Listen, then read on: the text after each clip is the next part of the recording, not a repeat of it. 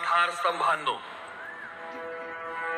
शिवरायांच्या मावळ्यांनो, आज या पवित्र सिंहासनावर बसून आम्ही तुम्हाला वचन देतो, इथून पुढे आमचा प्रत्येक श्वास आबासाहेब छत्रपती शिवाजी महाराजांनी स्थापन केलेल्या स्वराज्याच्या रक्षणासाठी असेल.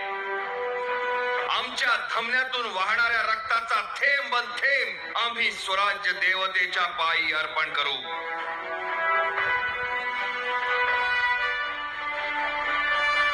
उद्या यवनांचा सर्वोच्च बादशाह औरंग्या जरी दख्खनेत आला तरीही मराठा दौलत आम्ही त्याच्या हाती लागू देणार नाही. शालिवाहनाची गोष्ट आबासाहेबांनी